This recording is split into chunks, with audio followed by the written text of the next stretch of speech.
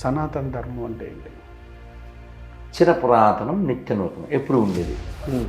దానికి హిందూ మొత్తానికి లేకపోతే హిందువులకు సంబంధించి ఏం సంబంధం ఉందా? ఇప్పుడు మిమ్మల్ని యాంకర్ అని మరో పేరుతో పిలిచినాడు అంతే. వక్ఫ్ బోర్డు ఆస్తులకు సంబంధించి సవరణలకి చేయాలని కేంద్ర ప్రభుత్వం ఆలోచన చేస్తున్నప్పుడు కొన్ని అంశాలు పైకి వచ్చినాయి. దీని మీద మీ ఒపీనియన్ ఏంటి? వక్ఫ్ ఆస్తులకు సంబంధించిన అంశాలు అసలు ఆ చట్టం చేసినటువంటి వాళ్ళు ఎవరు? ఆ దరిద్రుల నుంచి ఈ దేశాన్ని కాపాడాలి. మీకు ప్రాణభయం సార్ ఎప్పుడైనా పోతుంది కదా సార్. బెదిరింపులు వచ్చాయి, బాగా వస్తున్నాయి. ఇప్పుడు వాళ్ళు బెదిరింపు ఏదైనా వాట్సాప్లో లేకపోతే ఏదైనా పెట్టారనుకోండి, లొకేషన్ పెడతారు. మీకు బాగా సంతృప్తి ఉంది ఈ ట్రావెలింగ్? సార్ ఉండబట్టే ఇలా ఉన్నాను సార్ హ్యాపీగా. మీకు నాకు ఇప్పుడు నా నోటి కంటే నా ఫేసు నా కళ్ళు నిజం చెప్తుంది. మీరు చెప్పాలనుకునే హిందువులు ఈ సందర్భంగా చెప్పారు, చాలా చెప్పారు. అన్ని మతాల సమానమైన దరిద్రులకి మూసి ఖాళీగా ఉంది, ఆడ విజయవాడ అయితే కృష్ణ ఖాళీగా ఉంది. విగ్రహాలు బయట చేస్తుంటే బాజా భజంతులు మోక్కకూడదంటారు. అందుకే సార్ కొంచెం తెలుగులో గట్టిగా చెప్తాను నేను. ఎవరా నీకు భయ్యా నీ అయ్యా? నేను అక్కడికి ఓపెన్ పబ్లిక్లో చెప్తున్నా, దేవుడికి పూలు పెట్టకపోయినా పర్లే, దేవుడికి పండ్లు పెట్టకపోయినా పర్లే, హిందువుల దగ్గర అయితేనే కొనండి. వాళ్ళు కూడా అది జీవనంగా చేసుకొని బతుకుతున్నారు కదా, అందరూ అలా ఉంటారు కదా.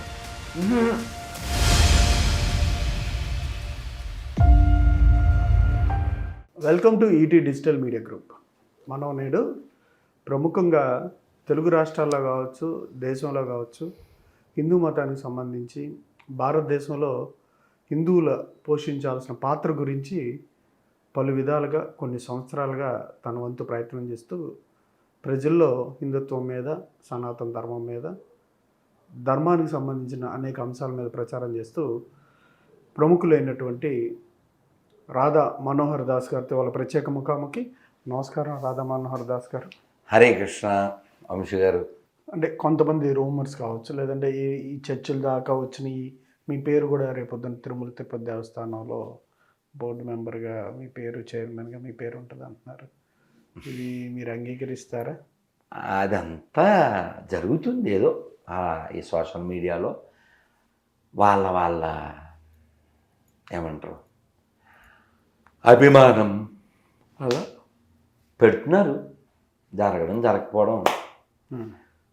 కాసేపు వివాదాస్పద అంశాలు పక్కన పెడితే సనాతన ధర్మం అంటే ఏంటి? చిరపురాతనం, నిత్య నూతనం, ఎప్పుడు ఉండేది. ఎప్పుడు ఉండేది, ఎవర్ లాస్ట్. దానికి హిందూ మతానికి లేకపోతే హిందువులకు సంబంధించి ఏం సంబంధం ఉందా? ఇప్పుడు మిమ్మల్ని యాంకర్ అని మరో పేరుతో పిలిచినాడు అంతే. వంశీకృష్ణ అతనే, యాంకరు అతనే. మీ యొక్క వృత్తిని బట్టి యాంకర్ గారు అన్నాం అట్లా అంతే. హిందూ మతం ఏం చెప్తుంది? మోక్షాన్ని సాధించు అని చెప్తుంది. ఏ విధంగా? చాలా మార్గాలు ఉన్నాయని చెప్తుంది. నువ్వు పరిశీలించు, నువ్వు అన్వేషించు, నువ్వు శోధించు, ఫైనల్గా సాధించు. అదే నువ్వు పరిశీలన చేయి. భగవద్గీత చూడండి, మీకు మీ వెనకాల 18:63 ఏం చెప్తాడు కృష్ణుడు?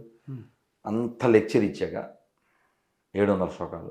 బాబు అర్జున, నేను చెప్పాలని చెప్పా, నువ్వు సోచ ఇప్పుడు ఆలోచన చేసి నువ్వు నిర్ణయం తీసుకో. అది మన యొక్క విధానం. నేను ఆల్రెడీ చెప్పినా నువ్వు ఇక ఫాలో కావాల్సిందే, లేతే నీకు ఉంటుంది ఇక బెదిరింపులు లేవు. అలాగే భగవద్గీతలో 15వ అధ్యాయంలో 7వ శ్లోకం, అందరూ నా అంశలే అని చెప్తాడు. ఇంకో శ్లోకంలో అహం బీజ ప్రదప్పిత, I'm the father of all living beings అంటాడు. అదే మీరు అకార్డింగ్ బైబిల్ అండ్ ఖురాన్ చూస్తే వాళ్ళ దేవుని నమ్మితే విశ్వాసి, నమ్మకపోతే అవిశ్వాసి. Believers and non believers. ఇది చాలా ఇబ్బందికరంగా మారిద్దా రాబోయే రోజుల్లో? చాలా ఆల్రెడీ బోల్డ్సార్లు మారిపోయింది, సర్వనాశనం అయిపోయినాయి కదా సార్. చాలా దేశాలు కోట్ల కోట్ల కోట్ల మందిని చంపేశారు కదా సార్ ఈ పనికిమాలిన సిద్ధాంతంతో. అట్లాంటిది ఏమైనా భారతదేశంలో ఏమైనా సంభవించడానికి కొన్ని సంవత్సరాల తర్వాత అవకాశం ఉంటుందా? Depends sir, everything depends on Hindus who are గాండూస్. అంటే అన్ని మతాల సమానం వాళ్ళంతా గాండూసే సార్. నిరూపిస్తే 10 లక్షలు ఇస్తానని చెప్పాను, లేదా కొత్త చెప్పులు అని చెప్పాను, ఎలాగైనా పర్లేదు సార్. అన్ని మతాలు సమానం అనేది పచ్చబద్ధం ఉండకూడదంట. పచ్చబద్ధం కదా, పచ్చబద్ధం. నిరూపించుకోని నేను సారీ చెప్తా, ఇంకా మాట్లాడను కదా. నువ్వు ఒక్కడే చెప్తే ఎలాగా ఉండేలాగా, వాడు అటువైపు లేనిది నీకెందుకు? ఒక్కడైనా బాణం ఎత్తాడా?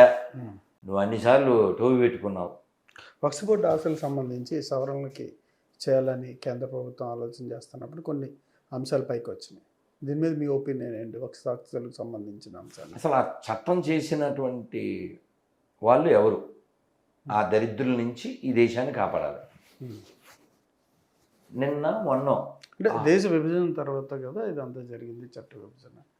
చట్టం పాయింట్ అహ్లూ అలీ అని మధ్యప్రదేశ్లో ఒక హైకోర్టు జడ్జి, ఆయన దగ్గరికి వచ్చింది ఇలాంటి రేటు వస్తే, ఓ పని చేయండి, ఆ ఊరు మాది, లేకపోతేనేమో ఈ బిల్డింగ్ మాది, ఈ బ్రిడ్జి మాది అని క్లెయిమ్ చేయొద్దు.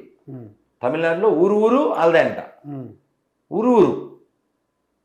అదేదో గోవిందపూర్ అంట బీహార్లో ఎక్కడ, ఆ ఊరు వాళ్ళదే అంట.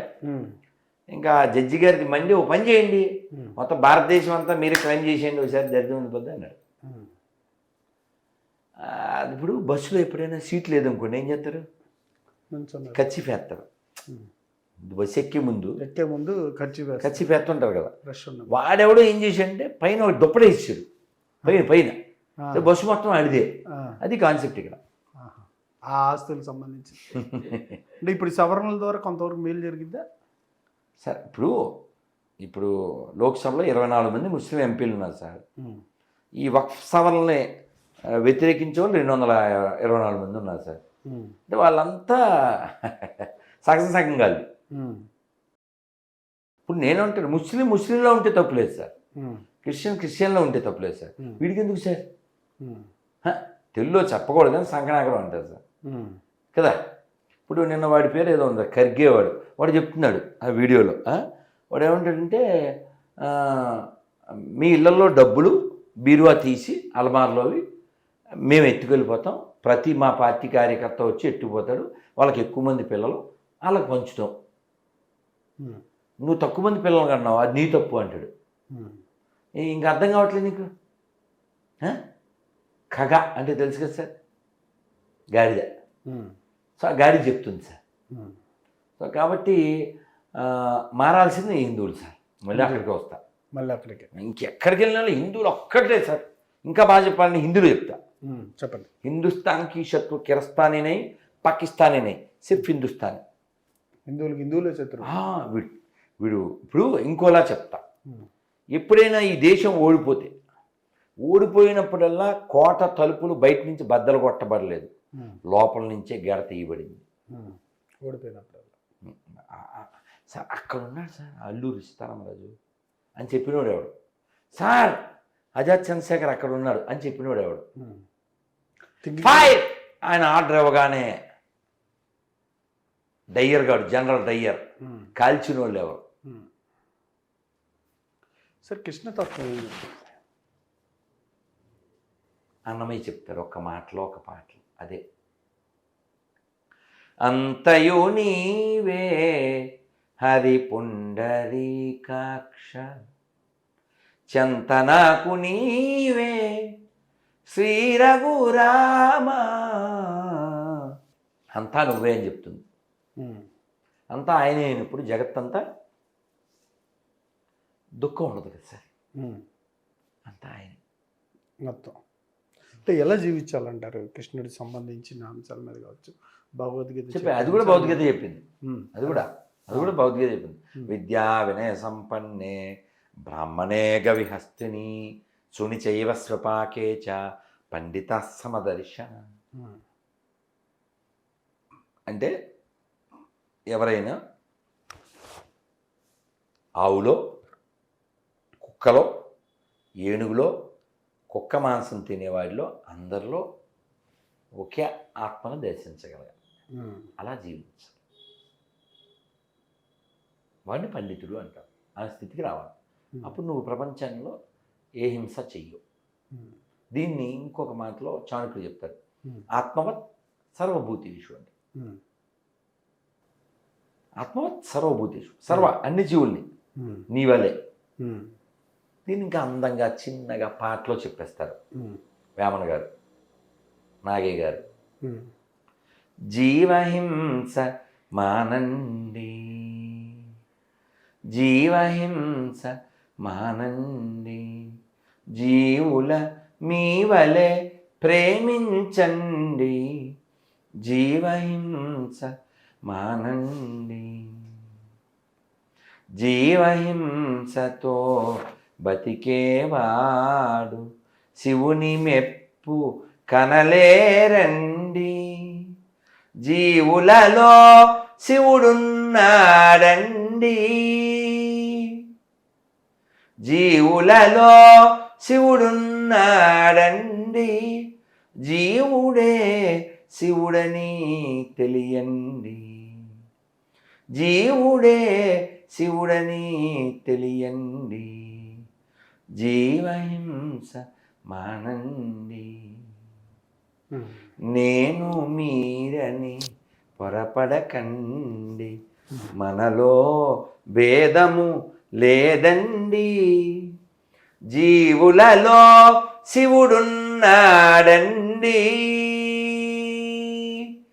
జీవులలో శివుడున్నాడండి, జీవుడే శివుడని తెలియండి. మనిషే అని చెప్పట్లే, ఏం చెప్పారు? జీవుడే. అది టాప్ మోస్ట్ ఫిలాసఫీ సార్. సనాతన ఫిలాసఫీ టాప్ మోస్ట్. వీడు హిందూ కాబట్టి చంపేయాలి, ఆ కాన్సెప్టే చెండాలి సార్. వీడు మా దేవుడు నమ్మరు కాబట్టి లేపేయాలి. వాడేదో పాపం ఆకలి వరద వచ్చిందని వచ్చాడు చిన్నపిల్లడు. వరదని వస్తే వాడికి మోటిస్తూ వాడి మెల్లో ఏదో ఉంటే నోటితో కొరికేసి వాడు అది దాది అంటే హే ఎంలే అని దాన్ని పడేసి అబ్బి స్మైల్ స్మైల్ అంటున్నారు బంగ్లాదేశ్లో. ఆడవాళ్ళకి కత్తిరితో పుస్తులు దింపేసి. అలా అయితే మనం ఎన్ని కత్తిరించాలి సార్? ఎన్ని లక్షల కోట్ల మందికి అన్నం పెట్టాను సార్ మనం. ఎప్పుడన్నా తీస్తేనే ఇస్తామన్నాము మనం. కాబట్టి అన్ని మతాలు సమానం అంటే కొత్త చెప్పులు ఉన్నాయి సార్, మొన్న కొనుక్కున్నాను. అది మాత్రం మారాలి. అబద్ధం కదా సార్, అబద్ధం చెప్పొద్దు నాన్న, అబద్ధం చెప్పు. నీకు ప్రాణ భయం సార్ ఎప్పుడైనా పోతుంది కదా సార్. భయం ఉంటే మాత్రం ఉంటావేంటి? నువ్వు ఇంటికి వెళ్తావా, నేను ఇంటికి వెళ్తానా, పడుకున్నాక లేస్తామా? పోనీ ఒకవేళ నీకు భయం ఉంటే ఉంటావేంటి? నేను పబ్లిక్లో అడుగుతుంటా, అదే ఉపన్యాసాల్లో, ఇవాళ రాత్రి పడుకుని రేపు లేకపోయినా పర్లేదు అన్న వాళ్ళు చేస్తాను అంటాను. కొందరే ఎత్తుతారు. ఇప్పుడు నాకు అర్థం కాదు, వీడు చెయ్యేస్తానంత మాత్రాన రేపు పొద్దున్న యముడు రాడా, మృత్యు ఆగుద్దా? వీడి పర్మిషన్ కావాలా ఏంటి? ఈ పర్మిషన్ అడిగే వస్తాడు యముడు. యమశ్చ కరుణా నాస్తి ధర్మశ్చ త్వరితగతి. నిజం చెప్పాలంతే, ఎవరికి నచ్చితే నచ్చపోతే ఏంటి కదా. నారయ్య పేరు విన్నారా? ఓ పేరు అది. అలాగే పిచ్చయ్య అదో పేరు, పుల్లయ్య అదో పేరు. మీ నాన్న పేరు పుల్లయ్య అయితే చెప్పవేంది? చెప్పాలి. మీ నాన్న పేరు పిచ్చయ్య అయితే చెప్పవేంది? నచ్చితే నచ్చపోతే ఏంటి సార్, నిజం చెప్పాలంతే, అంతే కదా. బెదిరింపులు వచ్చాయి, బాగా వస్తున్నాయి. ఇప్పుడు వాళ్ళు బెదిరింపు ఏదైనా వాట్సాప్లో లేకపోతే ఏదైనా పెట్టారనుకోండి, లొకేషన్ పెట్టేస్తాను, వాడి నెంబర్ పెట్టేస్తాను. రే రాధమను నువ్వు కనపడితే అంటాడు. అప్పటిదాకా ఎందుకు వెయిట్ చేయడం, ఇప్పుడే ఫోన్ చేయి, నీ సెల్లలో సిమ్ ఉంటే నీకు దమ్ము ఉంటే అది పేరే పెట్టాడు, యూజర్ అని పెడతాడు యూజ్లెస్ పిల్ల. ఈ పిరికి మురికి మతాలు నశించాలి సార్. మీకు బాగా సంతృప్తి ఉంది ఈ ట్రావెలింగ్ సార్? ఉండబట్టే ఇలా ఉన్నాను సార్ హ్యాపీగా. మీకు ఇప్పుడు నా నోటి కంటే నా ఫేసు నా కళ్ళు నిజం చెప్తే కదా సార్. పోనీ if I tell a wrong కదా. మీరు చెప్పాలనుకునే హిందువులకి ఈ సందర్భంగా చెప్పారు, చాలా చెప్పారు, మళ్ళీ మళ్ళీ మాట మారండి మారండి మారండి, చదవండి చదవండి, వినండి వినండి, చేంజ్ యువర్ యాటిట్యూడ్. పొద్దున్న లేవండి, ఇప్పుడు నీకోసం నువ్వు చేసుకో. నిన్న మా శిష్యుడు ఒకడు ఏంటి, ఇప్పుడు నేను నిన్న ఏదో వేరే షూటింగ్కి వెళ్ళాను, ఇప్పుడు 6 అవుతుంది, ఓకే నేను వదిలేస్తున్నాను, నీకు నాకు ఏ సంబంధం లేదు, నేను ఏ 10కో 11కో రావచ్చు, నువ్వు ఎప్పుడు కాదో అప్పుడు పడుకో, పొద్దున్నే ఎండి లేస్తా చెప్పాను. 5:30 6 అన్నాడు. ఎందుకురా 6 వదిలేసాను, ఇప్పుడు 4 లేచి జపం చేయి. నువ్వు దేవుడి కోసం ఆలోచించమని పర్లే, దేశం కోసం ఆలోచించమని పర్లే, నా కోసం ఆలోచించమని పర్లే, నీ కోసం ఆలోచించరా. నీకు నువ్వు ఉపయోగపడరా. పొద్దున్న లేచి జపం చేస్తే ఎవరికి లాభం? నీకు. చదివితే ఎవరికి లాభం? నీకు. వింటే ఎవరికి లాభం? నీకు. రామకోట రాస్తే ఎవరికి లాభం? నీకు. నీకు ఉపకారం కూడా నువ్వు చేసుకోకపోతే నువ్వెందుకురా బాలరాజు? అది హిందువులు నేను చెప్పేది ఏంటంటే, లేవండి చూడండి, అతను ఏం చెప్తాడంటే, ఒక ముస్లిం ఏం చెప్తాడు, నమాజు నిద్ర కంటే గొప్పదంటాడు. Should learn. మేము ఎప్పుడో ఒకసారి ఎక్కడైనా ఏ విషయం ఉన్నా ఎక్కడున్నా నేర్చుకోవాలి. అదే లెర్న్ ఫ్రమ్ ఎవ్రీవన్. వేదం అదే చెప్తుంది తెలుసా. వేదంలో మాట ఏమిటంటే, ప్రపంచంలో ఉన్న అన్ని మంచి మాటలు నా చెవులో పడుగాక. మా బుక్లో దొరికే కరెక్టు, మాదే నమ్మాలి లేకపోతే కొమ్మాలి, అలా కాన్సెప్ట్ లేవు సార్ మనకి. Learn from everyone. అసలు ఆ మాటకు వస్తే, అసలు హిందుస్థాన్ రక్షించుకోవాలంటే ఏం చేయాలి అంటే, you don't become Shivaji, you don't become a Netaji, you don't become a Sambhaji, you just become like a common Muslim. అది అది నా యొక్క సజెషన్. చిన్నపిల్లడు 10 ఏళ్ళు ఉంటాయి, ఏదో అడుక్కుంటుంటే ఎవరో ఏదో వీడియో, అది ఎక్కడో నార్త్లో, ఆ పిల్లోని పిలిచి ఏదో పూరియో పావు ఏదో ఇప్పించాక జై శ్రీరామ్ అనమన్నాడు. అనలేదు. మహాత్మా జయమన్నాడు. అనలేదు. దగ్గర పిల్లోడు. అలాగే పొగేస్తారే, పొగ వేసే వాళ్ళ దగ్గరికి వచ్చి నువ్వేదో చెప్తున్నావు కదా, జై శ్రీరామ్ చెప్పు అన్నా. అని చెప్పలేదు. సో నేనంటే లెర్న్. అరే ఇంత భరణయుతుండి కూడా లెర్న్ అవ్వకుండా ఉంటే ఇక టర్న్ వస్తుంది. నీ టర్న్ ఇంకా రిటర్నే కోసుకోవడం వహించుకోవడం. కాబట్టి అన్ని మతాల సమానమైన దరిద్రులకి మూసి ఖాళీగా ఉంది, ఆడ విజయవాడ అయితే కృష్ణ ఖాళీగా ఉంది. అబద్ధాలు చెప్పడం మానేయండి, సత్యాన్ని గ్రహించాలి, ప్రాక్టికల్గా ఉండండి. ప్రాక్టికల్ చదువు మాట్లాడు. బైబిల్ తే, ఖురాన్ తే, భగవద్గీత తే. హ్యుమానిటీకి ఏది వ్యతిరేకం చెప్పు, మాట్లాడు, డిబేట్ చేయి, దాని మీద మాట్లాడు, అందరిని కూర్చోబెట్టు. ప్రపంచానికి ఏది పనికొస్తుంది. అసలైన విషయం మర్చిపోయాను, మీలో ప్రధానంగా కనిపించేది హ్యుమానిటీ, మానవత్వ కోణం ప్రస్ఫుటంగా చాలా ఎక్కువగా కనిపిస్తూ ఉంటుంది.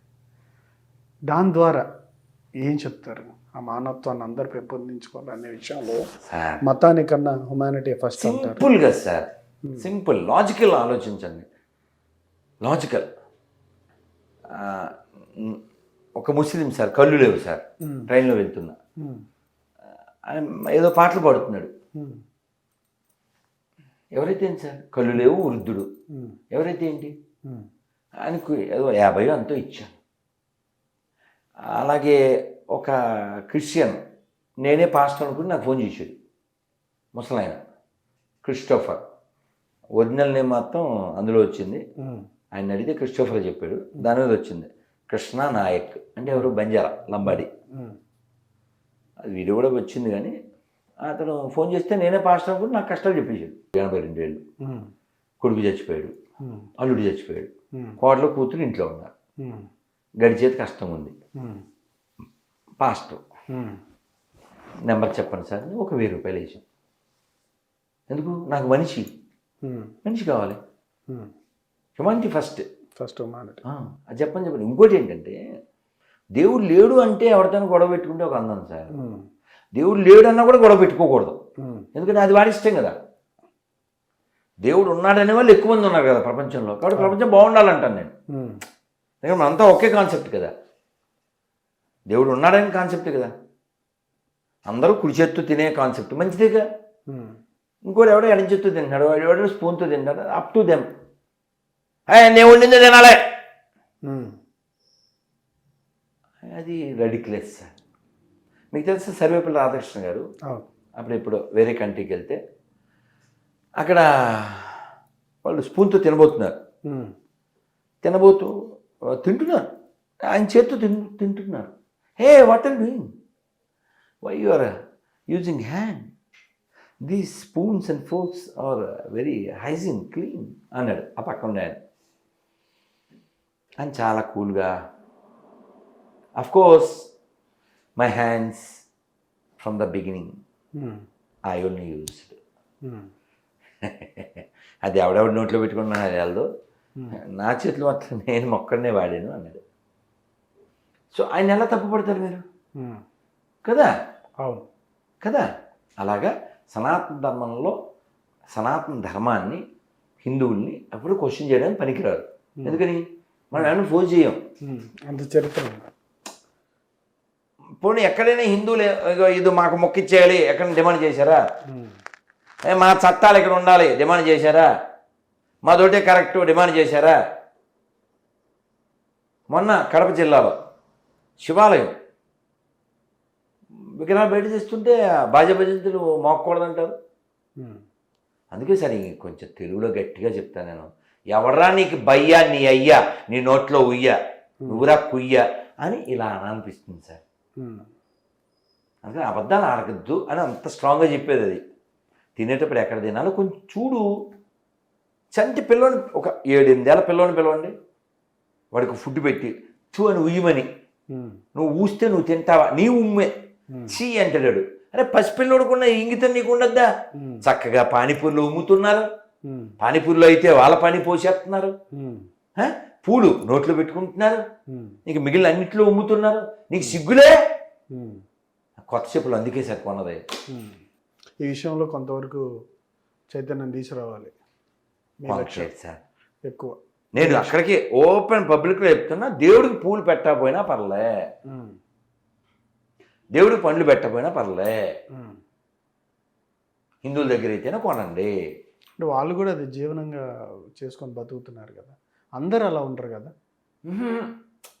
ఇప్పుడు ఇప్పుడు ఇప్పుడు పోని పోని అందరూ అలా ఉండరు అన్నావుగా, ఒక్కరు అలా అన్నారు కదా. ఇప్పుడు కాసేపు మీరు ఆరోపించినట్టు కాసేపు మీరే అనుకుందాం, మీరే ఆ గొర్రె అనుకుందాం. ఇప్పుడు నేను మీ దగ్గరికి వచ్చా, ప్రైజ్ ద లార్డ్ అంటే మీరు ప్రైజ్ ద లార్డ్ అన్నారు, జై శ్రీరామ్ అన్నాను, మీరు జై శ్రీరామ్ అనాలి. ఓకే, నేను ప్రసాదం పెట్టాను తినాలి, అప్పుడు మీరు చెప్పిన బ్యాచ్ అది. మనకి హ్యూమన్స్ కావాలి, నేను చెప్పానుగా హ్యూమన్స్ కావాలి. ఇందాక చెప్పాను అబ్దుల్ కలాం కావాలి మాకు. అలా జరగట్లేదు. ఇక్కడ తిని ఇక్కడ కంటూ ఇక్కడ ఉంటూ ఇక్కడ వింటూ దేనికో జయ్యనోడు మాకు ఎందుకు సార్ కదా. ఇప్పుడు నేనేమో నీ నోట్లో తేనెతో కూడిన వేలు పెట్టాలా, నువ్వేమో కారంతో కూడిన వేలు నా కంట్లో పెడతావా? సిఏ అమలు చేయగలుగుతుందంటారా కేంద్ర ప్రభుత్వం? డిపెండ్స్ ఆన్ అవర్ గొరెల్స్. దేనికి కూడా భలేవా సార్. ఇప్పుడు నీకు ఫ్రీ బీస్ మీద ఉన్న ప్రేమ నీకు దేశం మీద లేదుగా. రేపొద్దున నీ కూతుర్ని ఎవడో ఎత్తుపోతాడు, నీ ఇంటిని ఎవడో ఆక్రమిస్తాడు, ఆ బెంగ లేదు కదరా నీకు.